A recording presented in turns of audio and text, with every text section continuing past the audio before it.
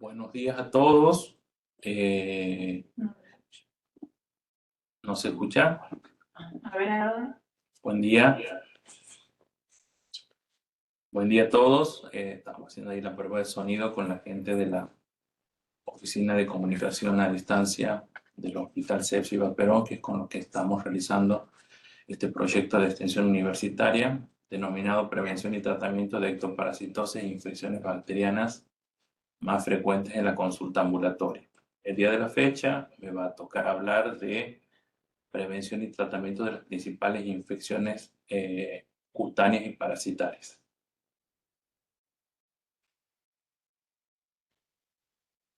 A ver, ¿dónde clic?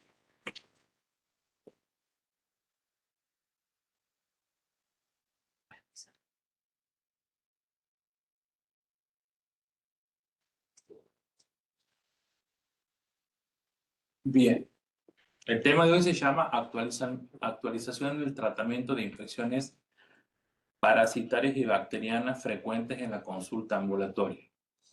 Creo que por ahí es el tema más esperado por ustedes, debido a que son patologías muy frecuentes en la consulta ambulatoria, estos dos tipos de infecciones, y tienen muchísima derivación al sepsis, y más allá de tener muchísima derivación a nuestro hospital, son patologías que se podrían manejar tranquilamente en la atención primaria.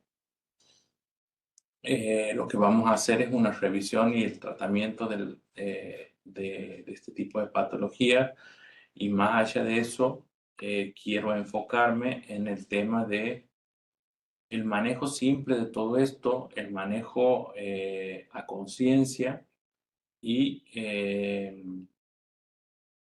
hacerles dar cuenta que son patologías que, más allá que por ahí pueden llegar a tener algún tipo de complicación, son perfectamente manejables en la medicina rural y las unidades de atención primaria de la salud.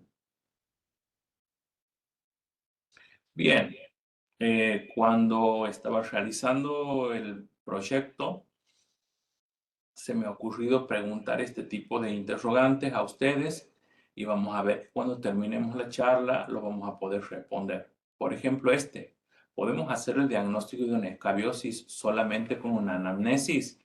¿Podemos diagnosticar una escabiosis sin sacarle la ropa al paciente? Ya lo vamos a ver.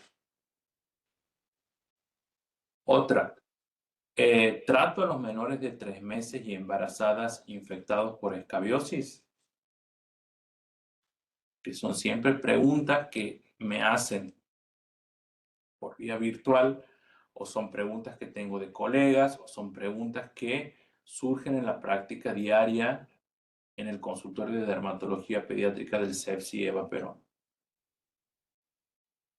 ¿Qué es mejor, la ivermectina o la permetrina para tratar las escabiosis? ¿Podemos usar urabicheras en las miasis de humanos? ¿Cuál es el mejor antibiótico para tratar las infecciones de piel y partes blandas? Ante todo, me estoy olvidando de presentarme. Para los que no me conocen, mi nombre es Cristian Zabal Jauregui, soy dermatólogo en el servicio de dermatología pediátrica del CEPS Eva Perón, hace ya 11 años más o menos, y profesor adjunto a cargo de la asignatura clínica dermatológica desde el año 2019, o sea que hace 6 años que dictamos esta materia en nuestra querida Facultad de Ciencias Médicas, y esto forma parte de un proyecto de extensión universitaria. Las primeras charlas, como habrán visto, han estado a cargo de los alumnos de 6º año de la facultad, y esta parte está a cargo mía, y la segunda parte de la doctora Blanca Argañarás, que trabaja conmigo en el CEPS. Bien, para repasar un poquito los conceptos claves de la escabiosis, que siempre son las principales dudas que tienen ustedes en la consulta diaria. Es una ectoparasitosis exclusiva de los humanos. Eso ya lo hemos hablado en la clase pasada. El Sarcoptes scabiei es un parásito que completa su ciclo vital solamente en los seres humanos.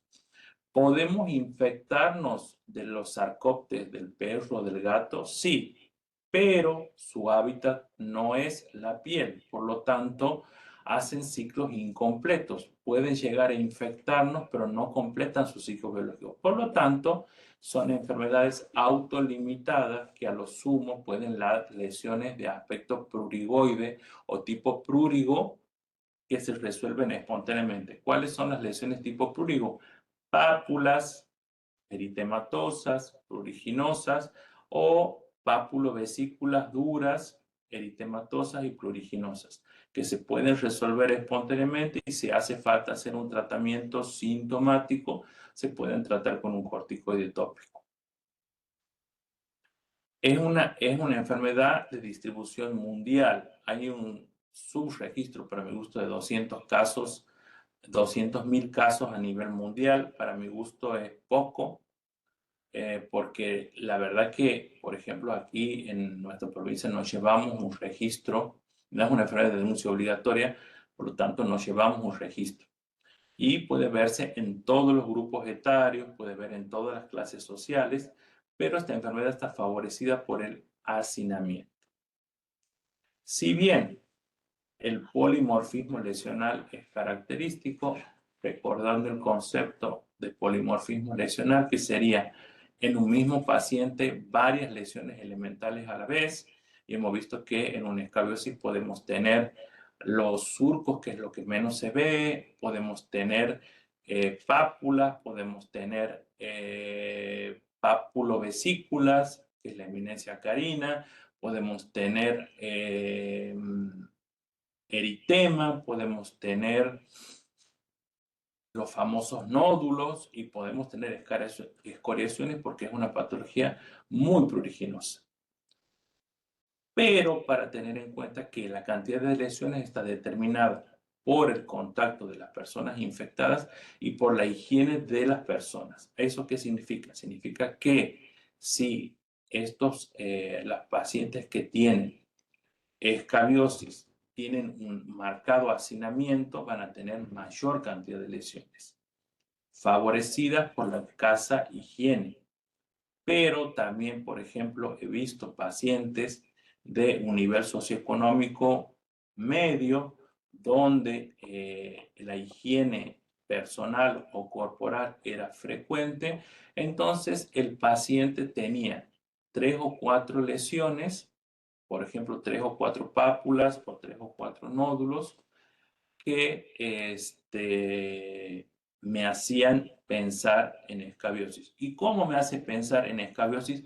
Por ejemplo, un paciente que tiene 3 o 4 pápulas eritematosas, por ejemplo. Por esto que es fundamental. El prurito es el síntoma cardinal y el prurito tiene que ser familiar o de los contactos cercanos, ¿sí?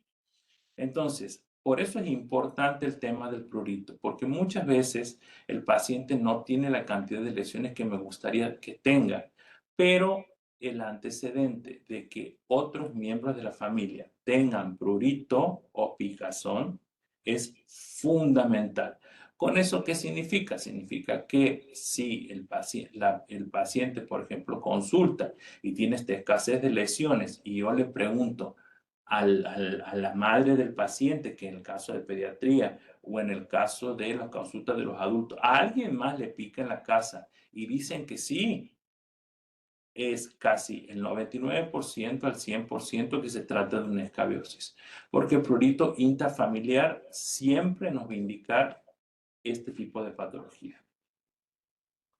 Y otra cosa que es importante cuando realizamos el tratamiento, que el tratamiento se haga en forma simultánea de todos los convivientes en el mismo tiempo.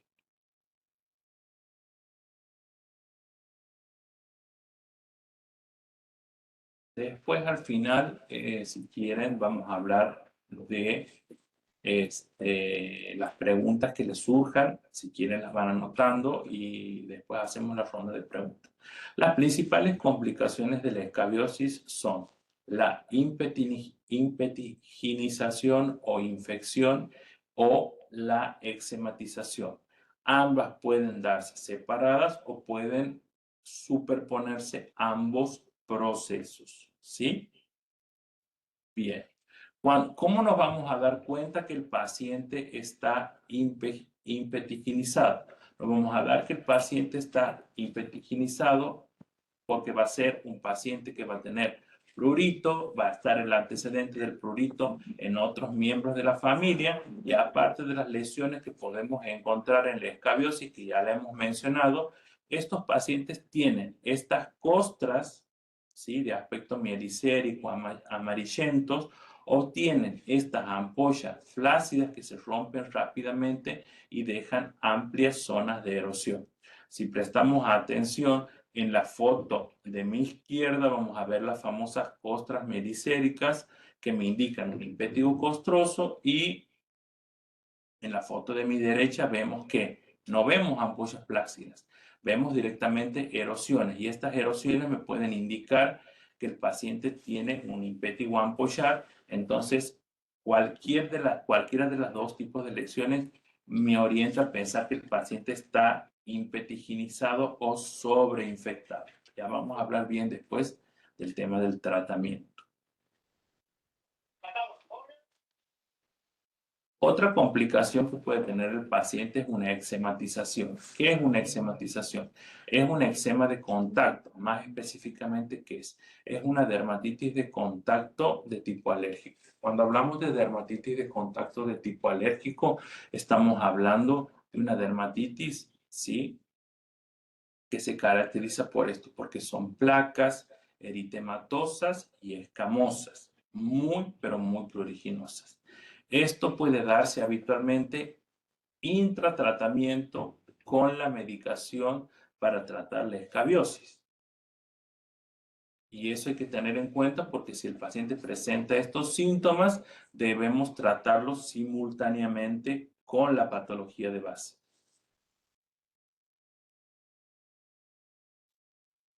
Entonces, consideraciones generales con respecto al tratamiento de la escabiosis.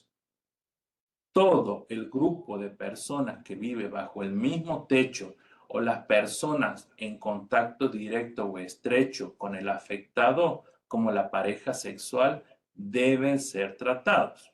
¿Y por qué digo esto? Porque muchas veces, si bien tratamos a todas las personas que viven bajo el mismo techo, hay algunas veces que las parejas no viven dentro de la casa. Entonces, esta persona que seguramente sufre hacinamiento y vive en otra casa, debería ser tratada conjuntamente con la otra familia, ¿sí? Y como hemos dicho que el tratamiento debe realizarse en simultáneo, a la misma vez, todos. Es común, por ejemplo, aquí tener pacientes en el hospital que ingresan, por ejemplo, por una sobreinfección. Entonces, muchos médicos tienen la costumbre de realizar tratamientos para la escabiosis y el tratamiento para la infección. Eso no es correcto.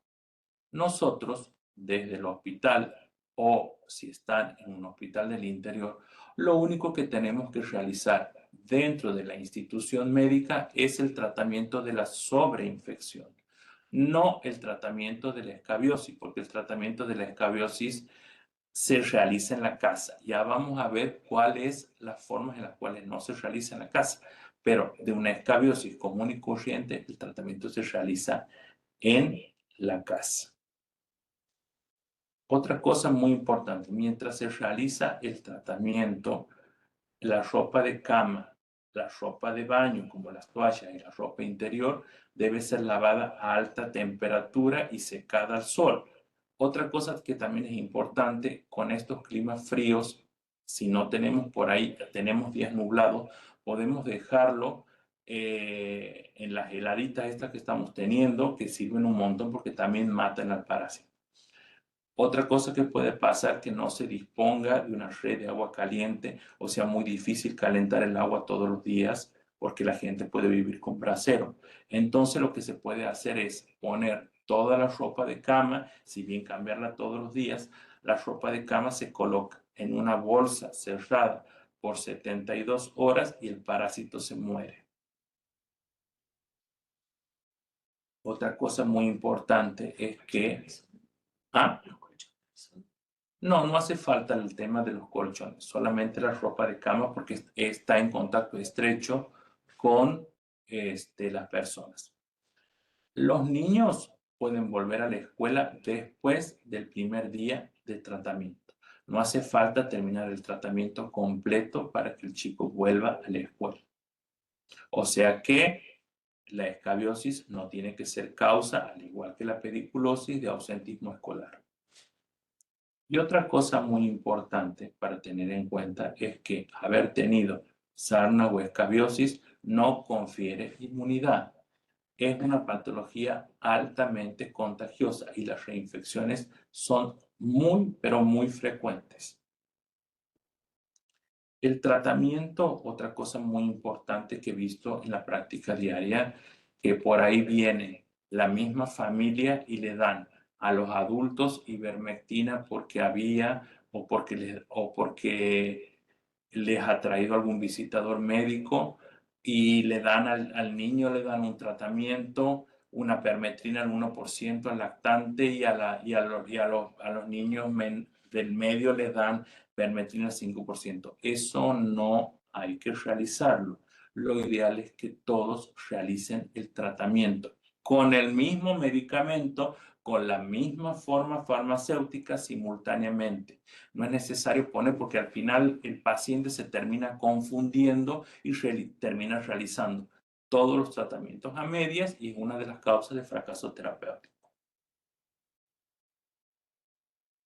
Bien, con respecto al tema del tratamiento, si el paciente tiene una sobreinfección, una eczematización, es lo primero que se trata, ¿sí? Si hay una sobreinfección, lo primero que tenemos que hacer es una terapéutica antibiótica de 5 a 7 días y después tratamos la escabiosis de todos los convivientes.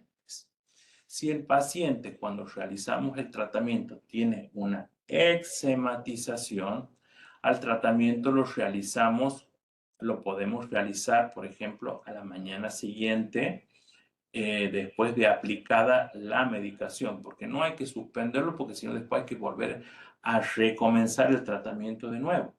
Entonces, ¿cómo vamos a tratar la eczematización? Simple, con corticoides vía oral y con cremas con corticoides.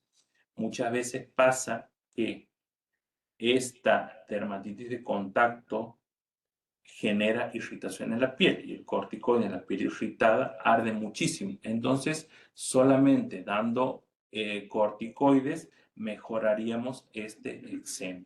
Al hablar de patología eczematosa, no estamos hablando de patología urticariana. Si no estamos hablando de patología urticariana, no podemos tratarlos con antihistamínico, porque el antihistamínico inhibe la desgranulación del mastocito. Y aquí el mecanismo de eczematización y del prurito es totalmente diferente. No se olviden que los antihistamínicos se usan para la urticaria. Aquí, para mejorar el prurito, lo mejoramos con corticoides vía oral.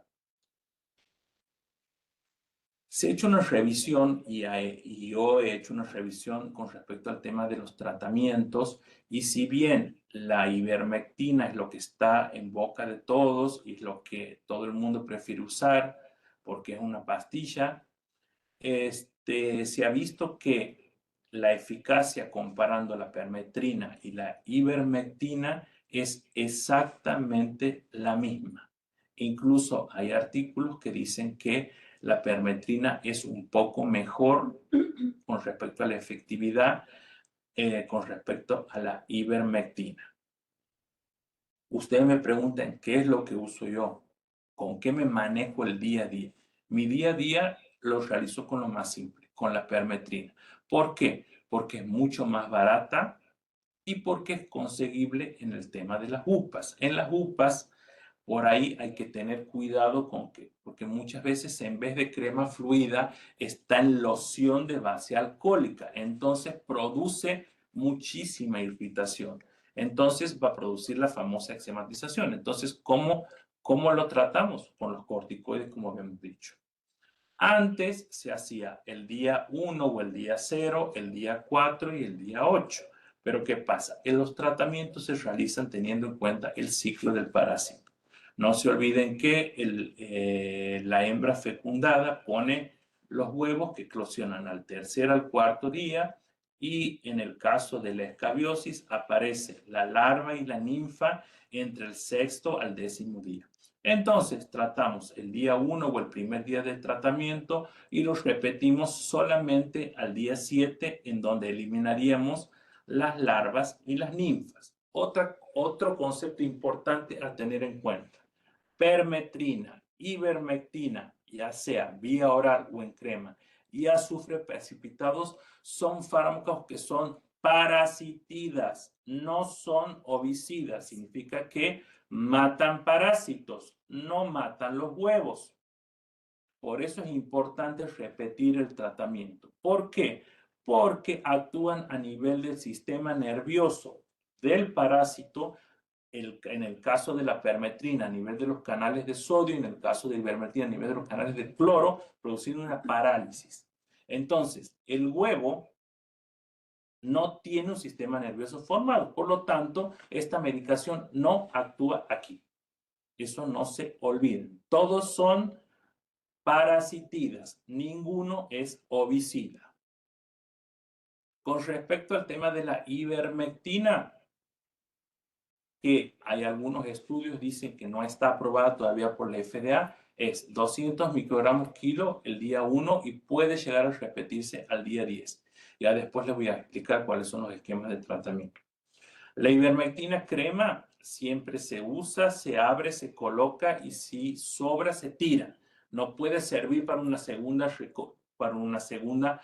colocación. El día 1, el primer día de tratamiento, y el día 10 se repite.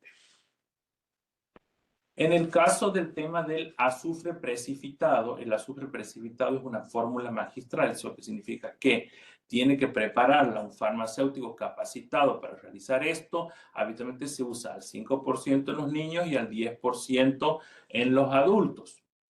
3 días seguidos, 1, 2 y 3. Principal inconveniente de esta medicación: el olor, que es un olor a huevo podrido, porque ustedes saben que todos los compuestos que tienen sulfidrilos tienen ese olor particular, y aparte mancha la ropa, ¿sí?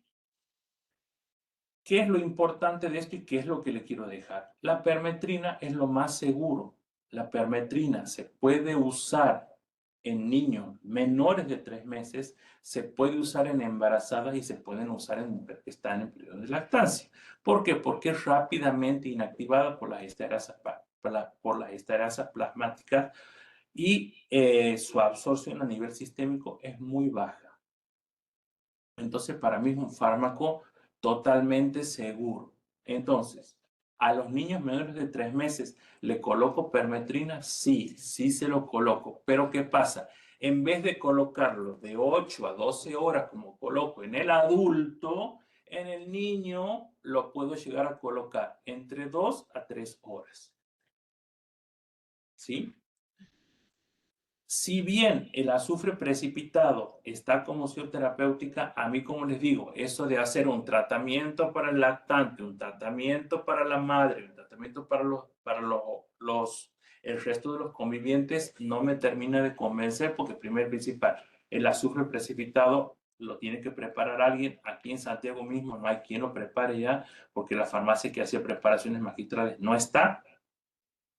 Y prefiero hacer el mismo tratamiento para todos. En el caso de la permetrina, al 5%, y cuando son menores de 3 meses, darle esa precaución y dar todas las indicaciones anotadas, que al niño hay que colocarle 3 horas.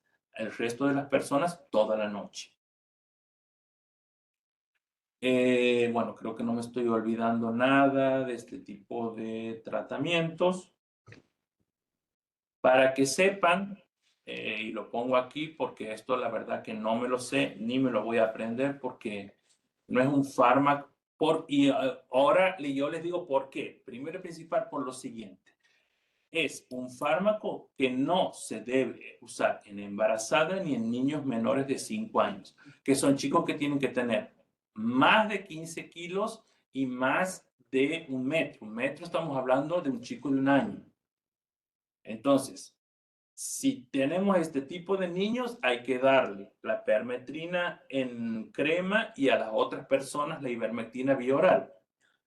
Entonces, repito, vamos a entrar en confusiones con respecto al tema del tratamiento. Y otra cosa muy importante es que, más allá que muchas veces nos dan muestras médicas, si el paciente tiene que comprarlo, no es para nada barato. Entonces, usted me pregunta, ¿la utilizaría? Sí, capaz que lo utilizaría en una familia donde todos son adultos y donde tienen medios económicos para comprarlo. Si no, directamente me manejo con la permetrina. ¿Cuándo indicaría la ivermectina vía oral?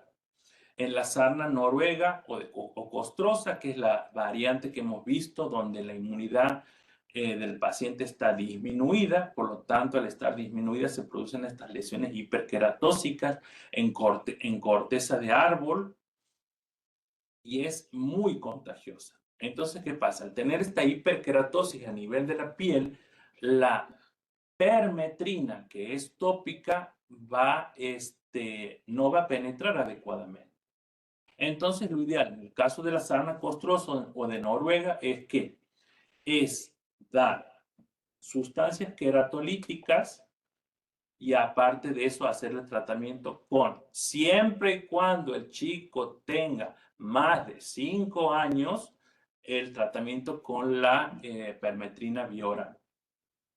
Perdón, con la ivermectina vía oral. Y usted me preguntará, ¿y si tiene menos de 5 años y tiene una sarna nueva, qué hacemos? Y bueno, haremos queratolítico, sacaremos la hiperqueratosis y después hacemos el tratamiento de la sarna de Noruega. ¿En qué otros pacientes podemos usar la ivermectina oral? En pacientes que tienen dermatosis inflamatorias preexistentes. Por ejemplo, un paciente que tenga una dermatitis atópica, paciente que tenga antecedentes de eczemas de contacto irritativo, un paciente que esté cursando, por ejemplo, una varicela donde hay alteración o disrupción de la barrera cutánea. Entonces, si nosotros colocamos la medicación tópica, le va a arder demasiado. Entonces, repito de nuevo lo mismo. Si el paciente tiene más de 5 años, podemos usar esto. Si no, tratamos la patología de base y después tratamos con tratamiento tópico. Y el tratamiento en instituciones cerradas siempre porque algunas veces se producen brotes institucionales. Entonces, esas serían las indicaciones de la ivermectina vía oral. ¿Cuáles son las causas de fracaso del tratamiento que se ve todos los días? Gente, la resistencia a la permetrina no existe. Lo que existe es esto que estamos viendo aquí, ¿sí? Es las causas del fracaso del tratamiento. ¿Y cuáles son las causas del fracaso del tratamiento? Cuando se trata solamente los individuos que tienen síntomas y no todos los convivientes por más que sean asintomáticos. Ah, no, me han dado tratamiento para el bebé porque tiene la sarna. Y a usted, señora, no, a mí no porque no tengo nada. No, se tratan todos a la misma vez en forma simultánea, les pique o no les pique, estén con síntomas o no estén con síntomas porque comparten la misma vivienda y el contagio es intrafamiliar. ¿Sí? Otra causa de fracaso del tratamiento es que el escabicida, la permetrina, soy fan de la permetrina, gente. Soy fan, totalmente fan de la permetrina.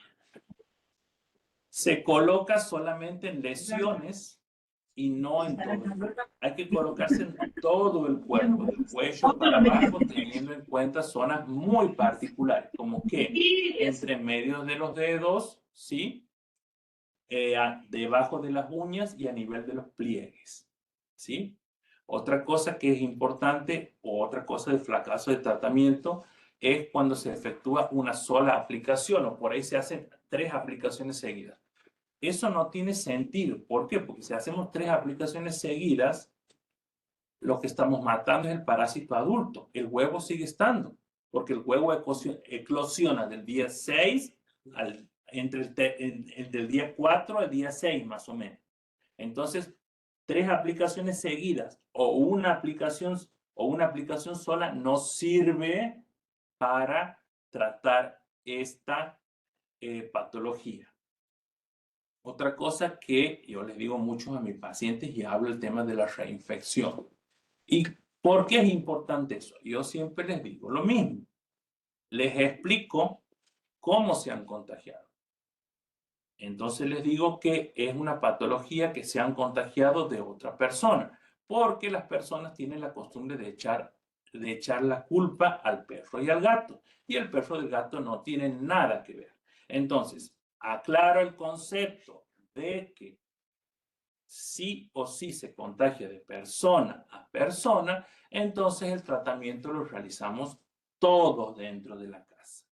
Si cuando terminamos el tratamiento viene a la casa una persona que le pique el cuerpo o ellos van a la casa, personas donde les pique el cuerpo, se van a volver a contagiar porque esta enfermedad no confiere ningún tipo de inmunidad. Y otra cosa de fracaso de tratamiento es tener en cuenta que cuando no se cambian las ropas en contacto con el cuerpo, cuando realizamos el tratamiento, ¿sí? Bien, ¿cuál es la principal complicación? Las complicaciones de la escabiosis. Son dos. Son el prurito que aparece, muchas veces puede aparecer antes de la enfermedad, sobre todo cuando hay una reinfección, el paciente se reinfecta y el prurito aparece mucho más rápido, o muchas veces queda un prurito residual por una cuestión de una inmunidad tipo 4 de hipersensibilidad retardada. Por más que el paciente se trate y hagan todos el tratamiento en forma correcta, el día 1 y el día 7, el paciente reconsulta porque le pica. Una consulta muy frecuente. Otra cosa muy frecuente son los nódulos posescabióticos. Los nódulos posescabióticos o intraescabióticos, perdón, son estas lesiones que son nódulos que se palpan más que lo que se ven, o muchas veces pueden ver máculas de color eritematoso o hiperpigmentadas en el caso del lactante, que pueden, por ejemplo, aparecer dentro del complejo signo sintomático de la escabiosis, que sería el polimorfismo lesional, o aparecer después de terminado el tratamiento. Repito, ambos fenómenos, estamos hablando de un fenómeno de hipersensibilidad retardada. Puede aparecer solo y los nódulos son muy pruriginosos. En el caso de los adultos y los lactantes, una zona muy común, en el caso de los hombres, en la zona axilar y en la zona excrotal, ¿sí? Repito, lo mismo. No se tratan con antihistamínicos porque el mecanismo de producción y el mecanismo de prurito es totalmente diferente al del urticaria. Entonces, aquí los antihistamínicos no sirven. En el caso de los nódulos, los tratamos con corticoides tópicos y con corticoides vía oral. Y el caso del prurito tranquilamente puede tratarse con corticoides vía oral. Bueno, ¿qué podemos aportar con respecto al tema de la miasis? Miren, gente, la miasis no hay mucho nuevo para hablar. Sí, tener en cuenta que el tratamiento específico es la extracción manual de las larvas, que las podemos sacar produciendo una hipoxia. ¿Eso qué significa? Que si bien las realizamos con el éter, muchas veces no tenemos éter en el campo. Entonces, ¿qué podemos colocar? Los podemos tapar con vaselina, con tocino o carne, que dicen los españoles, o hasta con una hoja de albahaca. Entonces, la hipoxia va a producir que la larva salga a respirar y ahí realizamos la extracción manual. También puede usarse la ivermectina vía oral, en donde cuando las miasis, no sé si han visto que más allá de las miasis forunculoides que hemos visto en la clase pasada, también tenemos miasis cavitarias que ocupan orificios naturales, como ser, por ejemplo, oído o como ser los senos paranasales o la boca. Entonces, ¿qué hacemos? Lo que hacemos por ahí es un tratamiento previo con ivermectina, ¿sí? Siempre y cuando el paciente tenga más de 5 años. Y realizamos el tratamiento previo y después realizamos la extracción quirúrgica de las larvas. En el caso de los antibióticos, si hubiera signos de sobreinfección, que ya sabemos cuáles son, que pueden ser las ampollas flácidas, erosiones o costras, tratamos primero la infección y después realizamos la extracción y siempre controlar el tema del carnet de vacunación. ¿Qué pasa con el tema del cura bichera? El cura bichera, dentro de su composición, más allá de los piretroides, tiene órgano fosforado. Entonces, lamentablemente, como aquí, si bien tenemos adultos, pero también tenemos niños, la cantidad que colocamos a nivel de las bocas, y más si tienes bocas, múltiples bocas, vamos a colocar mayor cantidad, no sabemos cuánto ponemos en cada disparito. Entonces, está la potencial intoxicación con órganos fosforados, que es lo que más me preocupa. Sobre todo en el tema del niño, sobre todo cuando son niños pequeños. Entonces, no es algo que se utiliza en humanos. Ahí fíjense el ejemplo del cura bicheras, dice es uso exclusivo veterinario o uso veterinario. O sea que si se usa solamente en animales, los humanos no tendría indicación. En los humanos, repito, provocamos hipoxia y realizamos extracción manual. Nada más. Y ahora, ¿qué pasa con el tratamiento de la larva migrans y la pediculosis y la ladilla? Bien, la larva migrans lamentablemente la vamos a empezar a ver cada vez más porque cada vez más vamos a Brasil. Brasil está como muy de moda, entonces, bueno, podemos llegar a ver larva migrans. La larva migrans es el ciclo incompleto ¿de qué? De una lombriz que se llama Ancylostoma brasilensis. Entonces, ¿qué pasa? Como nosotros no somos el huésped definitivo, el ciclo que hace es incompleto. Entonces, ¿qué pasa?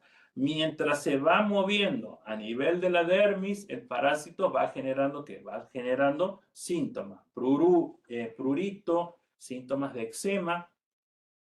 Entonces, ¿tratamientos hay? Sí, sí hay tratamientos. Los tratamientos que se usan habitualmente no hay en Argentina. Podemos usar tiabendazol o albendazol tópico, que nosotros no tenemos, o podemos usar ivermectina, o podemos usar, podemos usar tiabendazol vía oral, o podemos usar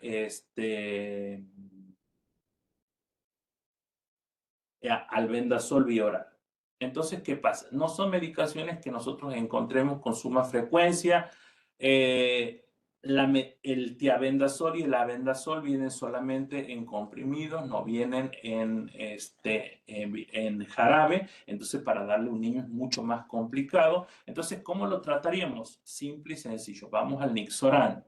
El Nixoran es un antiparasitario de amplio espectro que cubre el Ancylostoma brasilensis, y entonces eso es lo que podríamos llegar a usar, que es 7,5 miligramos kilo, una vez por día, por 7 días, por 3 días, cada 12 horas. Y con el tema de la pediculosis y la ladilla, el ciclo biológico es sumamente similar. Es el huevo, después del huevo aparecen ninfas que hacen 3 mudas y al 10º día aparecen los parásitos adultos. ¿Cómo se trata? Se trata con la permetrina, pero al 1%. Muchas veces, más a los médicos del interior, va el paciente a buscar medicación para la pediculosis o para el Pityrosporum pubis, y por ahí lo atiende un agente sanitario y no sabe bien el tema de las concentraciones y le da, por ejemplo, una permetrina al 5%. La permetrina al 5% en zona genital y en cuero cabelludo es muy irritante, así que les pido por favor controlar eso. La permetrina al 5% es para tratar escabiosis, la permetrina al 1% para tratar la ladilla y la pediculosis.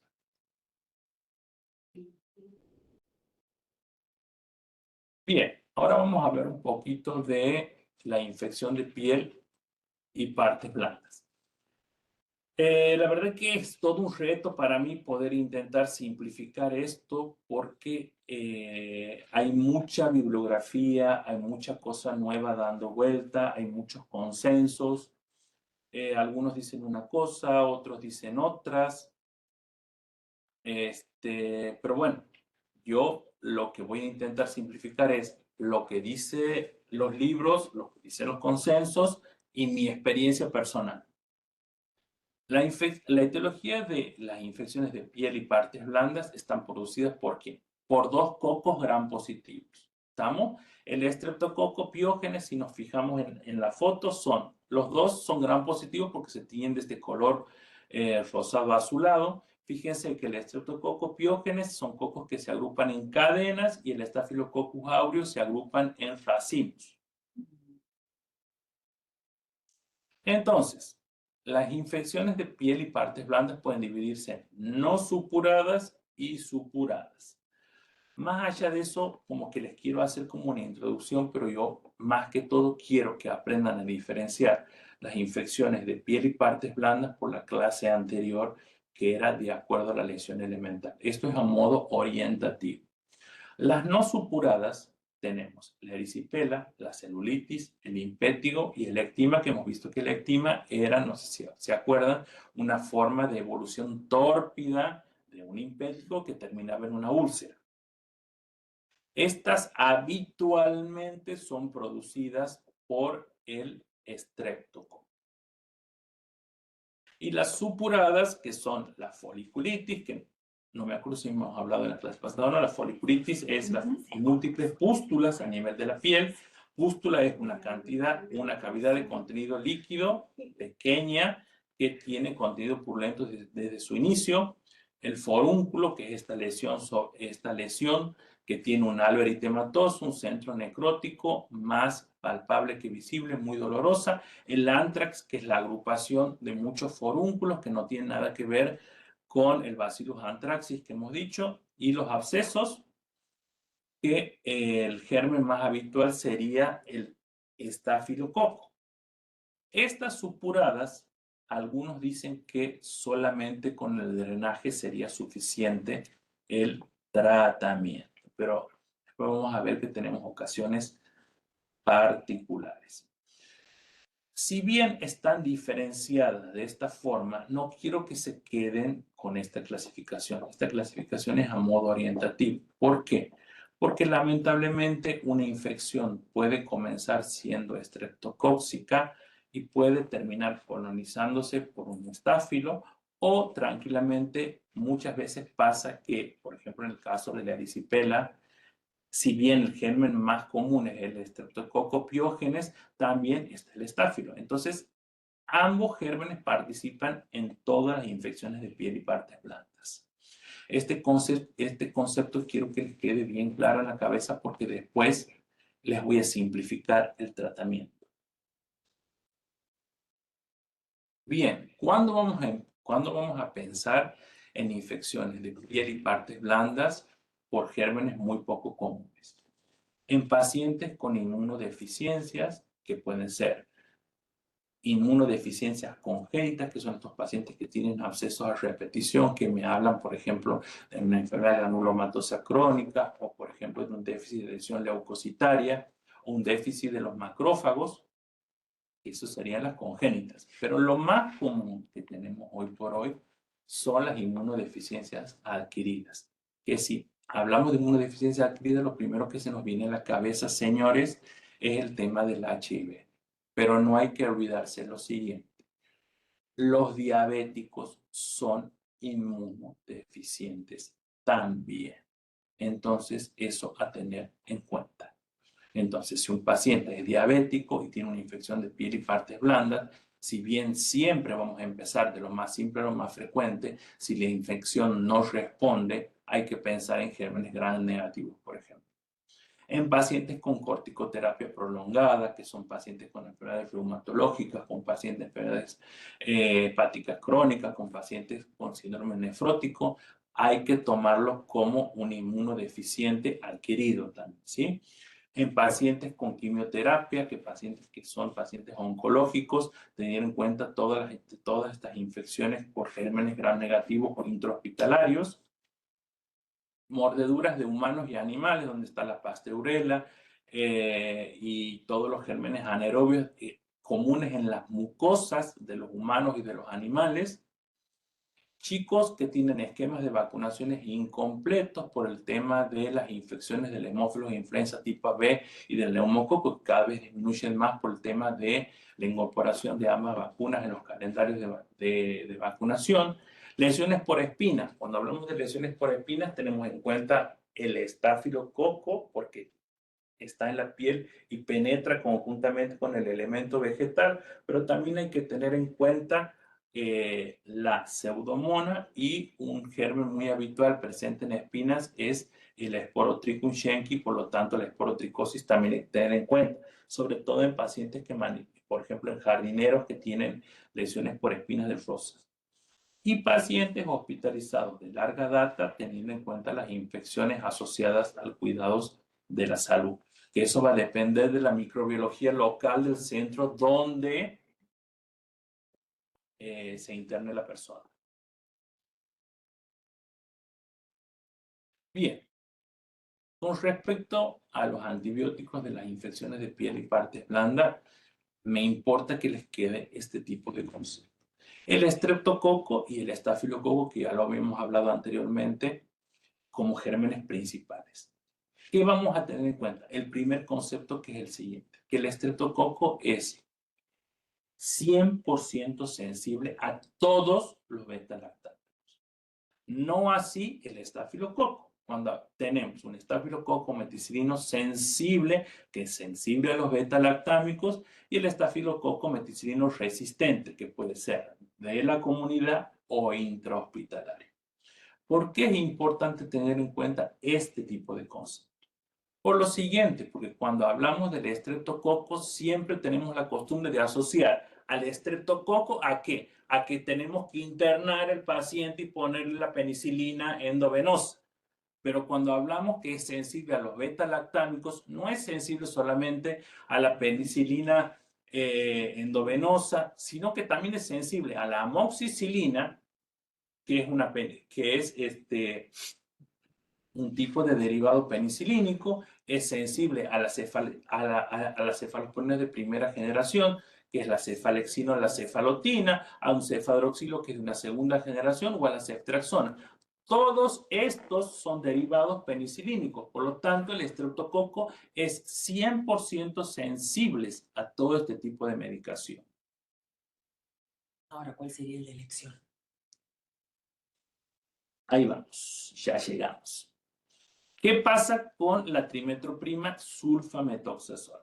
Se decía o se dice que el estreptococo tendría una resistencia natural a este tipo de medicación. ¿Por qué? Porque la trimetroprima sulfamethoxazol actúa a nivel de el metabolismo del ácido fólico, que es fundamental para la bacteria.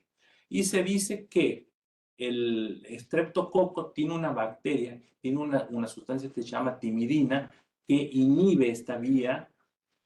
Entonces, se habla que hay una resistencia natural.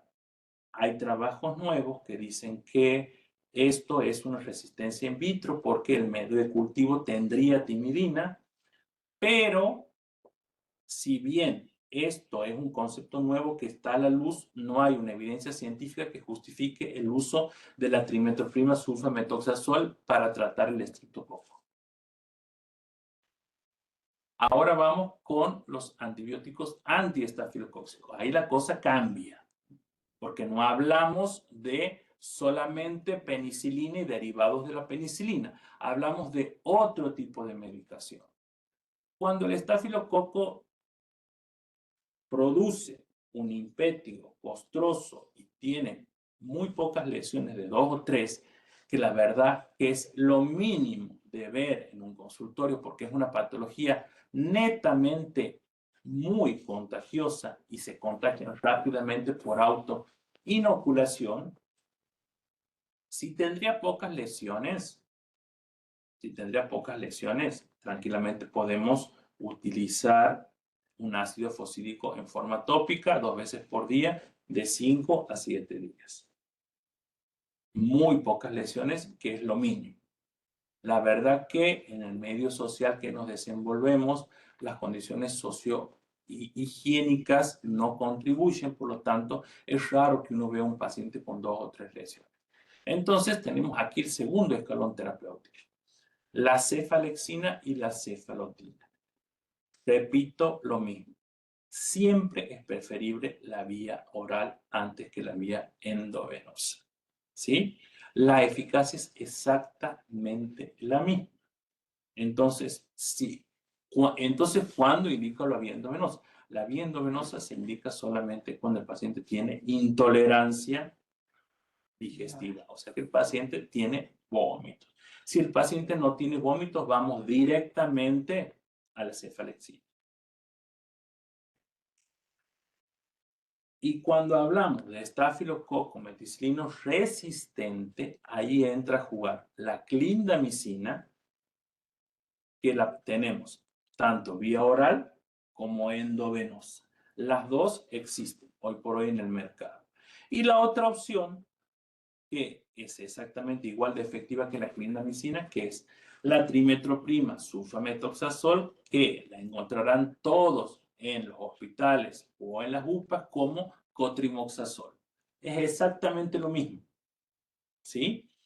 Pero si el paciente tiene signos de sepsis, eso lo vamos a tratar bien en la clase que viene, la indicación es la vancomicina.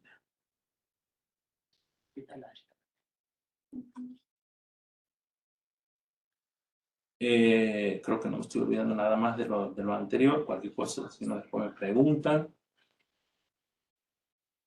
¿Cuáles son los factores de riesgo para un estafilococo meticino resistente de la comunidad? Si prestamos atención, vamos a ver que de lo que vamos a analizar, muchas cosas lo vamos a ver todos los días. ¿Qué es lo que vamos a ver?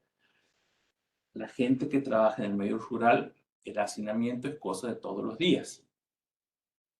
El antecedente del tratamiento antibiótico en los últimos meses es muy común, porque es común que todas las anginas le demos antibióticos, a todos los resfríos le demos antibióticos, a todas las bronquitis le demos antibióticos. Entonces es algo muy común. El tabaquismo pasivo también lo vemos. ¿Y por qué lo vemos? Porque habitualmente hay mucho hacinamiento. ¿Internaciones previas en el último año? Sí. Porque muchas veces son pacientes que por ahí no tienen criterio de ingreso, pero se ingresan por una cuestión de presión familiar, por una cuestión de medio social. Y el antecedente de enfermedades previas, como por ejemplo las respiratorias, que es el asma, y las dermatológicas, teniendo en cuenta que la dermatitis atópica tiene una disrupción de la barrera cutánea. Entonces es común que estén colonizados por el estafilococo meticino resistente de la comunidad. ¿Cuándo pensamos que el paciente tiene un estafilococo meticilino resistente de la comunidad? Son los pacientes que tienen infecciones cutáneas recurrentes, habitualmente de gravedad, como la forunculosis, por ejemplo, que lo vive el paciente o otros miembros del núcleo familiar.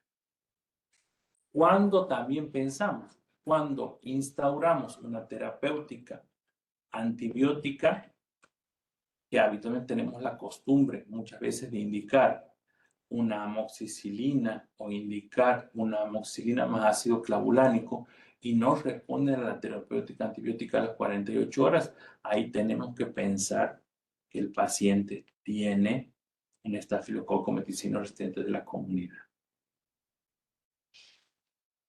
En el caso de, y cuando también, cuando las infecciones cutáneas tienen mala evolución o evolución torpe, cuando tienen esas evoluciones muy rápidas y cuando son impétigos de gran extensión en un día, por ejemplo, o tienen muchos forúnculos con zonas necrotizantes en el centro, ahí pensamos en un estafilococo meticino resistente de la comunidad.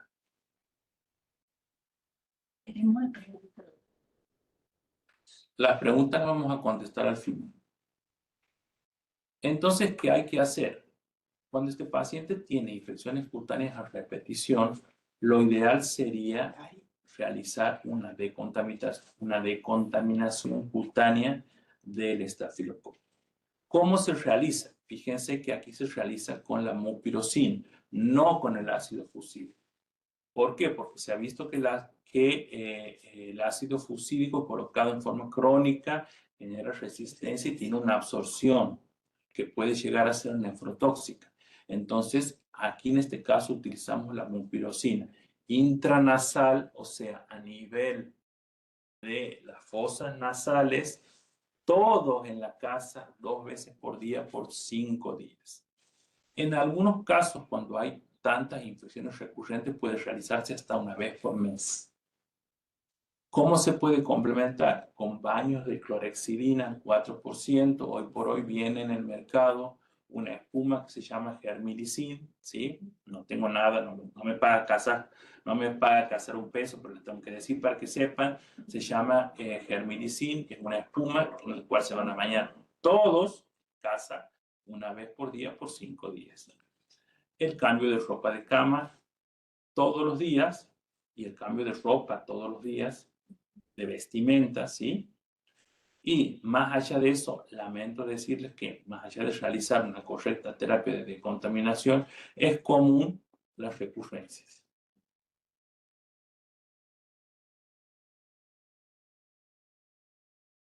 ¿Qué hacemos con un síndrome de la piel escaldada? El síndrome de la piel escaldada es algo que nos asusta muchísimo.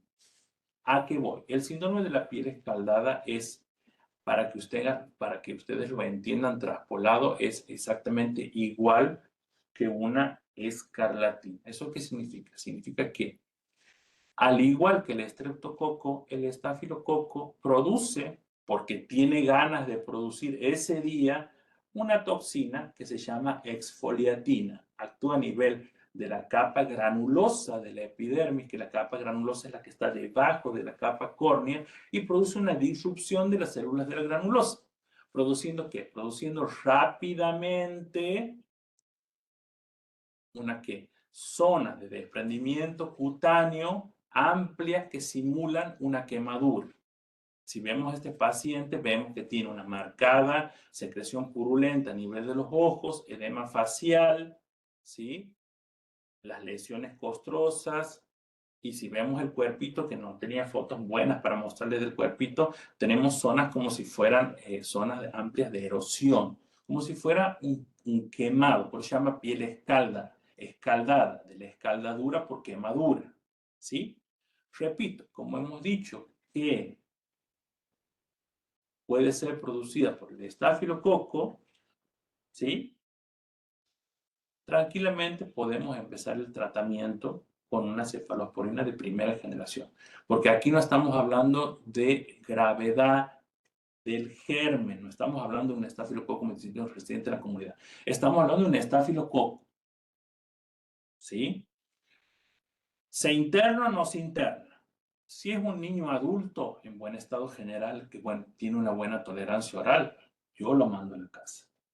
Si el paciente es un niño, y en este caso de este niño, vemos que tiene mucho compromiso facial, es algo que duele mucho. Entonces, al tener mucho compromiso facial, al tener mucho compromiso cutáneo, una disrupción de la barrera cutánea, y puede tener altas pérdidas de líquido a nivel de la piel, y no va a tener posibilidad de tomar líquidos adecuadamente, sí lo internaría con antibiótico endovenoso más la fluidoterapia. Si no, si el paciente es un adulto y está en buen estado general y puede tomar la medicación por vía oral, le doy por vía oral y lo controlo a las 48 horas. Para valorar ¿qué? El estafilococo meticilino resistente de la comunidad. Y hacemos ahora con la famosa ciprofloxacina y el ácido clavulánico tan usado en las infecciones de piel y partes blandas. Bien, la ciprofloxacina, si bien puede llegar a actuar a nivel de estáfilo y el estrepto, no se recomienda de rutina porque está generando resistencia. Cada día se ve mucho más resistencia a la ciprofloxacina. ¿Cuándo usaría una ciprofloxacina? La usaría cuando sospecho gérmenes gram negativos, en el caso de un diabético, por ejemplo, con úlceras, cuando sospechamos infecciones polimicrobianas y en el caso de los niños solamente en la fibrosis quística, teniendo en cuenta que se usa habitualmente en niños mayores de 8 años porque produciría una alteración a nivel del cartílago de crecimiento. Y el tema de la amoxicilina más ácido clavulánico, ¿qué decirles? Tiene la misma acción que la amoxicilina común y corriente, pero no se olviden una cosa, el tema de la diarrea. La diarrea está presente tanto en niños como en adultos. En el adulto no pasa absolutamente nada, pero en el caso de un niño tenemos que tener muy en cuenta. ¿Esto por qué? Porque lamentablemente una diarrea genera una deshidratación y una deshidratación genera una internación y una internación puede ir de la mano de una infección asociada al cuidado de la salud. Entonces, yo, para mi gusto, no lo uso. Y como segunda opción para tener en cuenta el tema de las mordeduras, nosotros si bien lo que más vemos es mordedura de perro, pero gato también hemos visto aquí en el hospital mordedura de caballo, mordedura de chancho también. Para que se simplifique la existencia. No tiene sentido de ponerme a hablar de la microbiología. Sí que sepan que aquí en este caso, por el tema de los gérmenes, que hablamos gérmenes siempre, de la pasteurela, de la multocidia, y el tema de los anaerobios, con la amoxicilina con ácido clavulánico, andaremos muy, pero muy bien de 5 a 7 días. En resumen, para resumir el tema de las infecciones de piel y partes blandas, ¿qué es lo que hago yo?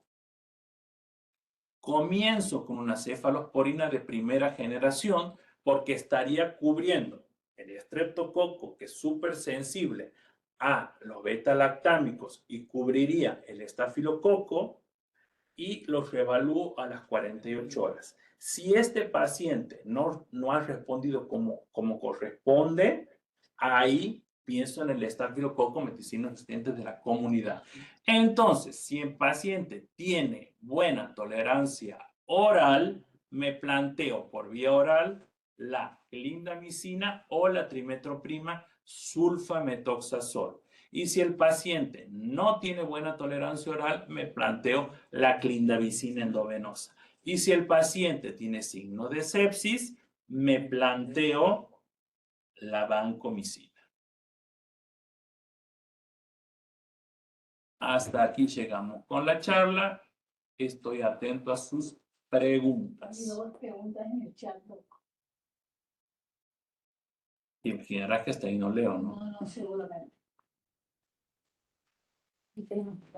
Una pregunta con respecto al tema del tratamiento del niño, bebé, en edad oral, el tratamiento de la escabiosis. En algún momento se escuchaba decir que en manos y pies, que es lo que el bebé se lleva a la boca, evitar, pero después te escuché decir que en uñas, infectriegos y demás hay que colocar. Eso habitualmente en el tema del adulto, en el niño sobre todo en la parte corporal y por ahí cuando tienen cuero cabelludo se puede colocar un poco, ¿sí? ¿Sí? Y en manos y en pies también se coloca. Se coloca guantes, se necesita, porque muchas veces te preguntan si se ponen guantes o algo para que el chico no se chupe las manos con la medicación puesta. No tiene un sabor rico, así que no se va No a se va a chupar chupar mucho. la mano. Genial. Al final están las preguntas. Bien.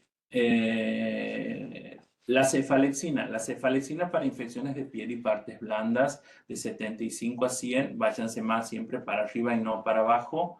La dosis máxima son 2 gramos, 2 gramos día en adultos y lo ideal sería cada 8 horas.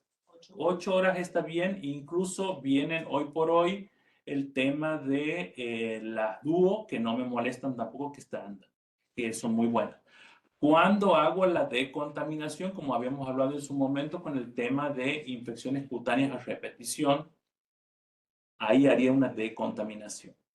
En el caso del impétigo, cuando hemos hablado del impétigo en donde hay una sola zona, hay pocas lesiones, hacíamos el tratamiento con el ácido fucídico, ¿verdad?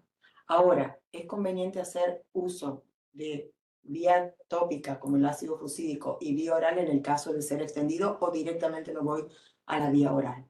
Sin el coadyuvante, digamos, tópico. Bien, me planteo yo el escenario del interior. En el interior, el ácido fucídico no está a disposición y no es algo barato. Hoy por hoy hay que pensar en el bolsillo de la gente. Yo, en ese caso, me iría directamente. Tópico y vía oral no. O tópico o vía oral. Directamente. ¿Alguna otra duda más?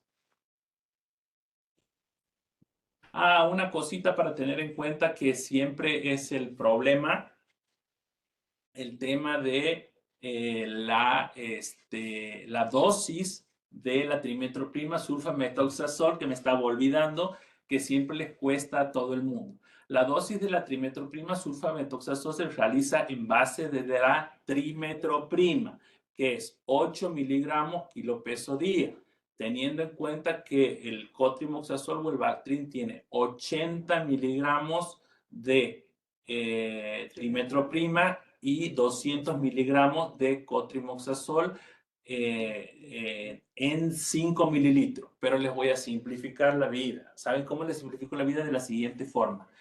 ¿Cuál es la regla práctica? 1 mililitro kilo día dividido en 2. O sea que si el paciente, por ejemplo, pesa 12 kilos, la dosis total sería 12 mililitros. Entonces divido 6 y 6. La dosis máxima de cefalexina, ya le he dicho, es 2 gramos día.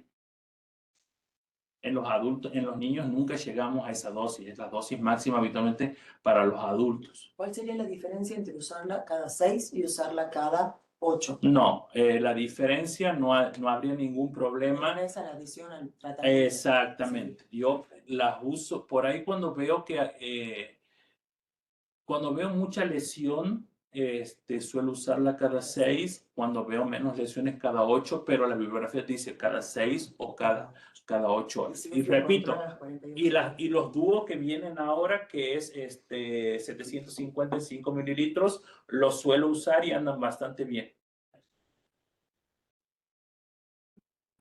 ¿Algo más? ¿Alguna otra duda más?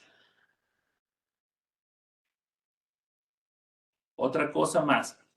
Para tener en cuenta el tema de la trimetroprima sulfamethoxazol, soy bastante enérgico y fanático, a pesar de todo el mundo por ahí la tiene miedo por el tema de los efectos adversos. La verdad que los efectos adversos se ven con cualquier tipo de fármaco, no solamente con la sulfa. En una época había mucho efecto de la sulfa, ahora ya no se ve, y hay que tener en cuenta lo importante, que se puede usar siempre en mayores de 2 meses.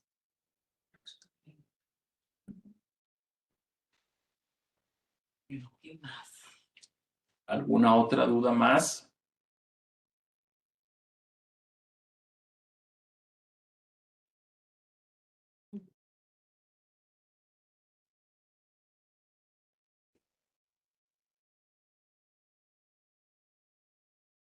La elección y la medicina.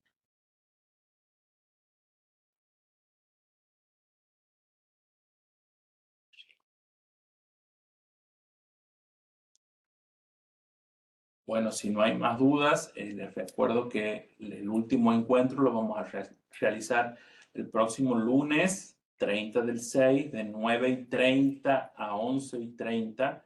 y va a disertar la doctora Blanca Argañarás sobre infecciones cutáneas que ponen en riesgo la vida del paciente. Bueno, si no hay más preguntas, vamos a terminar la clase de hoy. Espero les sirva. Después les vamos a mandar el material sobre el tema de la prevención para que tengan para sus centros de salud. Les dejo el mail. Les vamos a dejar el mail ahí. Y cualquier duda estoy a su disposición.